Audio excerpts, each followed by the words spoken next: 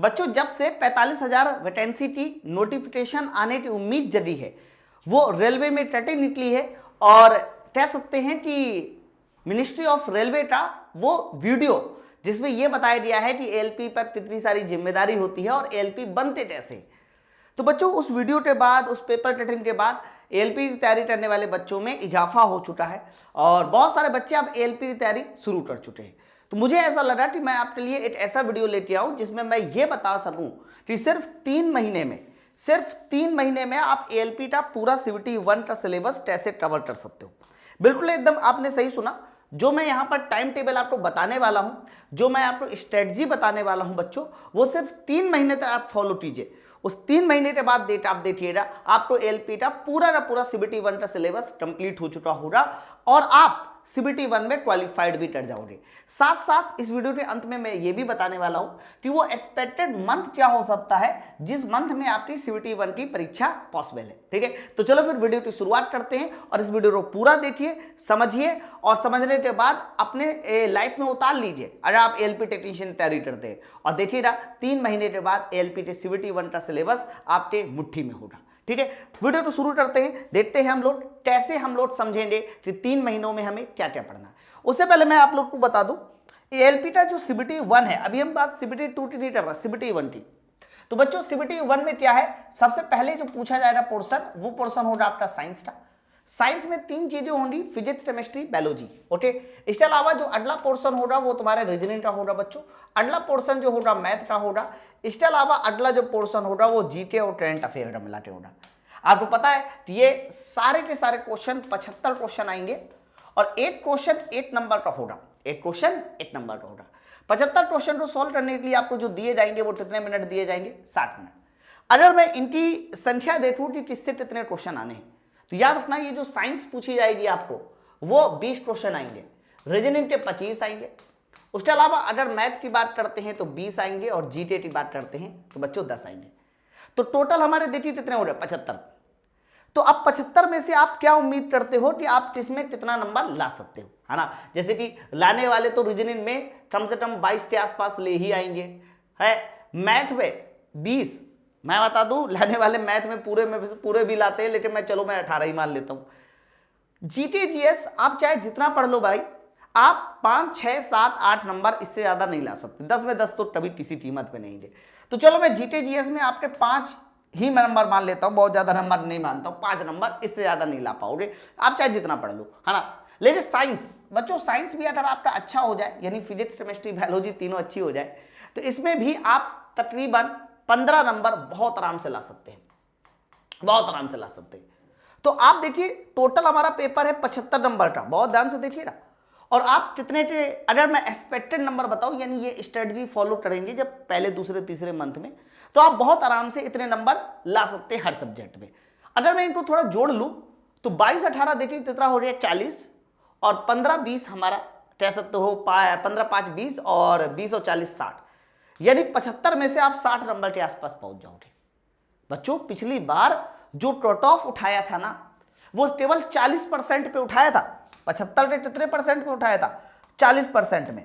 और 75 अगर कोई पूछे कि 40% भाई साहब कितना होता है, तो पिछली बार कट ऑफ सिर्फ और सिर्फ 30 नंबर पर उठाया था।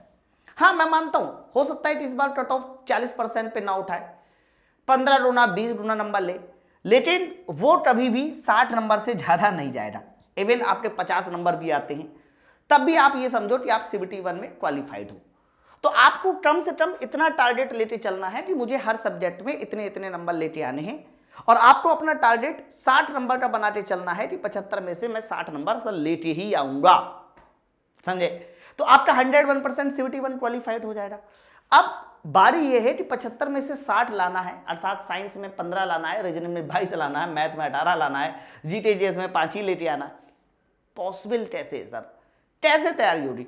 तो बच्चों कुछ नहीं करना, आप अपने घर में क्या करो, एक खाली पेपर लो और उस खाली पेपर में ऐसे टाइम टेबल लिख लीजिए। टाइम टेबल मैं बता दूंगा किसी और वीडियो में। मैं पहले ये बता दूं आपको कि पहले मंथ में आपको क्या तैयार करना है, कितना पढ़ना है, और दूसरे मंथ में क्या पढ़ना है, तीसरे मंथ में क्या पढ़ना है। बच्चों तो पहले मंथ में क्या करना है आप लोगों को, बहुत ध्यान से सुनना, क्योंकि साइंस, फिजिक्स, केमिस्ट्री, बायोलॉजी, तो पहले मंथ में आपको क्या करना है, सबसे पहले पहले मंथ में आपको फिजिक्स पूरा का पूरा जो है 1.5 घंटे के आसपास पढ़ना है, यानी 90 मिनट आपको फिजिक्स पढ़ना है। आपको 1.5 घंटे इसलिए फिजिक्स पढ़ना पड़ेगा क्योंकि फिजिक्स का जो सिलेबस होता है वो 40-45 घंटे के आसपास का होता है ना। तो अगर आप 1.5 घंटे फिजिक्स पढ़ते हैं मेरे भाई, तो आप बहुत आराम से 1 महीने में फिजिक्स कंप्लीट कर लोगे। और थ्योरी को लिखते हुए कंप्लीट कीजिए, कॉपी में लिखते हुए नोट्स बनाइए, है ना। इसके अलावा अगर 1.5 घंटे फिजिक्स पढ़ते हैं, मैथ की अगर मैं बात करूं तो मैथ आपको सिर्फ 1 घंटे ही प्रैक्टिस करनी है, वो भी चैप्टर वाइज प्रैक्टिस करनी है ना। इसके अलावा बात अगर हम लोग रीजनिंग की करते हैं तो रीजनिंग भी मात्र आपको 1 घंटा ही पढ़ना है। तो टोटल देखिए हमारे पास 3.5 घंटे डेली की पढ़ाई हो गई।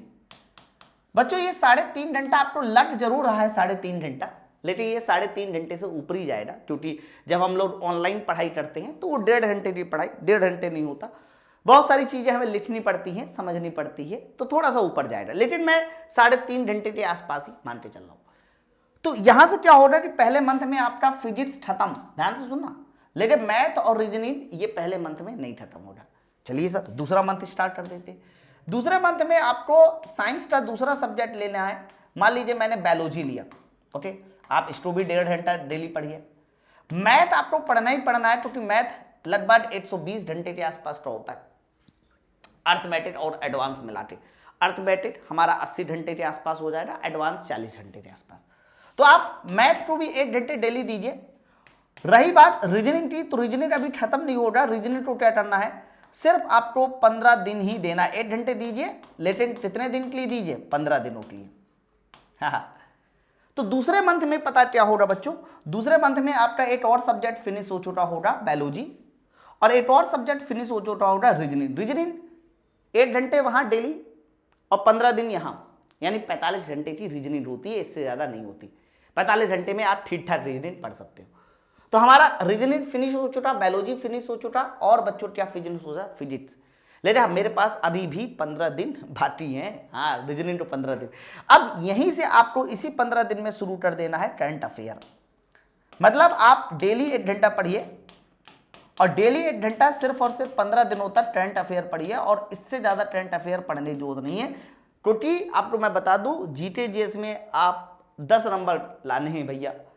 बहुत ज्यादा पढ़ोगे तो 6-7 ले आओगे, नहीं पढ़ोगे तो 4-5 आ जाएंगे। उससे ज्यादा तो आप किसी और चीज में मेहनत कर लो जिसमें आप नंबर उठा सकते हो, है ना।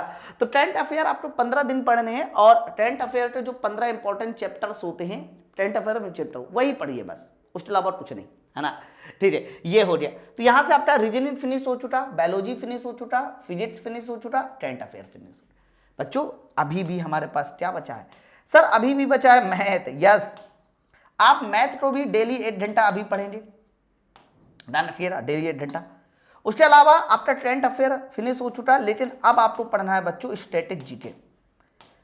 देखो जीके के पोर्शन में आपको हिस्ट्री, पॉलिटी, ज्योग्राफी नहीं पढ़ना, मैं पहले बता दूं क्यों, क्योंकि उतना लंबा सिलेबस है, इतना ज्यादा टाइम जाएगा, और नंबर क्वेश्चन कितने आने, 10 हैं।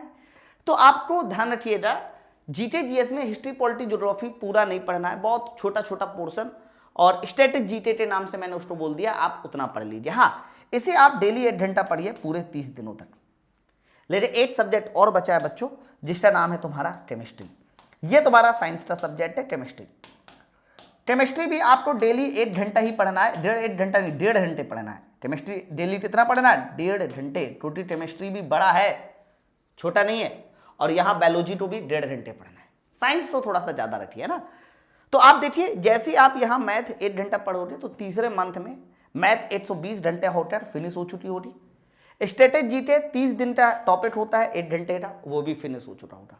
स्टैटिक जीके में भी टॉपिक होता है ना। स्टैटिक जीके को ऐसा नोट्स बनाइएगा कि उसमें कुछ पॉलिटी के क्वेश्चंस भी आ जाए, जो जनरली पूछे जाते हैं, जैसे फंडामेंटल राइट्स बहुत पूछे जाते हैं, ओके। उसके अलावा जो कुछ इंपॉर्टेंट अनुच्छेद होते हैं वो बहुत पूछे जाते हैं। हिस्ट्री के जो जनरली क्वेश्चन होते हैं उनको भी आप इसमें ले लीजिएगा। केमिस्ट्री 1.5 घंटे पढ़ेंगे डेली, तो यहाँ से बच्चों केमिस्ट्री भी फिनिश हो जाएगा। तो आप अपना, और यहाँ मैथ तो फिनिश हो चुका होगा। तो बच्चों मेरा कहने का मतलब है कि अगर इस तरीके से 3 महीने आप पढ़ाई करते हो, तो विश्वास मानिए इन 3 महीनों के बाद आपके पास CBT 1 का पूरा सिलेबस कवर हो चुका होगा, समझे ना। तो आई थिंक आपको समझ में आया। और अब उसके ये तो मैंने आपको बताया कि डेली आपको कितना पढ़ना है। डेली आपको 3.5 घंटा पढ़ना है और हो सकता है कि 4 घंटे 5 घंटे के आसपास चला जाए। अच्छा, दूसरी बात सुनिए, टाइम टेबल आपको अपने हिसाब से सेट करना है। देखो होता क्या है ना, बहुत सारे बच्चे ना टाइम टेबल को अपने अनुसार बनाए, वो ज़्यादा बेटर है। मैंने आपसे कहा सुबह 5 बजे उठो, तुम नहीं उठ पा रहे, तो ये टाइम टेबल आप अपने हिसाब से बनाइए। यानी आप ये समझो कि आपको दिन के 24 घंटे में से सिर्फ और सिर्फ 5 से 6 घंटे के आसपास आपको अपनी पढ़ाई के लिए निकालना है ना। तो इसको फॉलो करके आप 3 महीने अपने आप को एकदम दुनियादारी से अलग कर लीजिए। CBT 1 जैसे ही निकलेगा वैसे ही आपके अंदर एक कॉन्फिडेंस आ जाएगा कि सर मैंने CBT 1 निकाल लिया, अब तो मुझे LP की नौकरी हर हाल में चाहिए ही चाहिए, टेक्नीशियन की नौकरी हर हाल में चाहिए। तो फिर हम लोग CBT 2 की भी बात करेंगे। लेकिन अगर आप 3 महीने में CBT 1 निकालना चाहते हो तो आप इस फ्लो चार्ट को फॉलो कीजिए और फॉलो करने के बाद आप अपनी तैयारी को पहुंचा सकते हैं, जिससे कि आपका CBT 1 क्लियर हो जाए 60 नंबर के आसपास।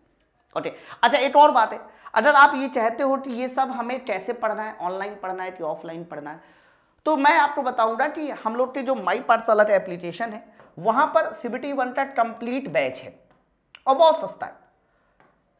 ये बैच एक ऐसा बैच है जो आपको हर तरह के सब्जेक्ट को एक ऐसा कंटेंट के साथ प्रोवाइड करता है जो आपको सिलेक्शन तक पहुंचाएगा।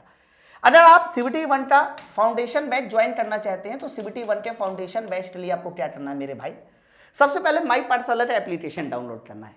तो वहां पर बैचेस वाले ऑप्शन में जाना और बैचेस वाले ऑप्शन में क्या करना, वहां पर आपको CBT 1 ALP टेक्नीशियन का फाउंडेशन बैच दिखाई दे रहा। सिर्फ और सिर्फ 399 में आपको ये सारे के सारे सब्जेक्ट मिलेंगे, मैथ, रीजनिंग, जीके, जीएस, हरा, स्टैटिक, जीके, सब कुछ हमारा सिर्फ और सिर्फ 399 में। आप उस बैच में क्लिक करने के बाद एक कूपन कोड लगाइएगा UD10, जिससे से आपको डिस्काउंट मिल जाएगा और डिस्काउंट पाने के बाद आप इस बैच को ज्वाइन कर सकते हैं। किसी भी तरह की कोई दिक्कत हो तो आप मेरा पर्सनली नंबर नोट डाउन कीजिए 8545944947। ओके, इसके अलावा मैं टीम का नंबर भी दे देता हूं, आप इसको भी नोट डाउन कीजिए 9696 102 411। देखो अगर आपको किसी तरह का सजेशन चाहिए तो आप इस नंबर पे व्हाट्सएप मैसेज कीजिए, ठीक है। और अगर आपको डायरेक्ट बैच लेना है तो आप इस नंबर पे फोन कीजिए, ठीक है। एप्लीकेशन जरूर सब लोग को डाउनलोड करना है माई पाठशाला, ठीक है। और दूसरी खास बात यह है कि इन एप्लीकेशन की खास बात पता है क्या, एप्लीकेशन में इन सारे सब्जेक्टों के चैप्टर वाइज क्वेश्चंस और चैप्टर वाइज थ्योरी वो बिल्कुल आपके लिए फ्री है, इसलिए एप्लीकेशन को जरूर डाउनलोड कीजिए। कहां पर फ्री है सर, तो वहां पर एक सेक्शन आता है ई बुक का हमने माई पाठशाला की टीम ने किसी तरह का कोई भी दाम नहीं रखा, किसी भी एग्जाम की ई बुक आप एकदम फ्री ले सकते हैं, ठीक है।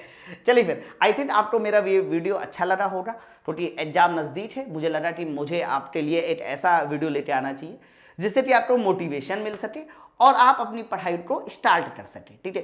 तो वीडियो कैसा लगा नीचे मुझे कमेंट करके जरूर बताइए और साथ साथ ये भी कमेंट कीजिए और आज से ही कसम खाइए कि सर मैं इसको फॉलो करूंगा अगले 3 महीने तक और सारे सब्जेक्ट तैयार करूंगा, ठीक है। चलिए फिर मिलते हैं नेक्स्ट वीडियो में। राम राम।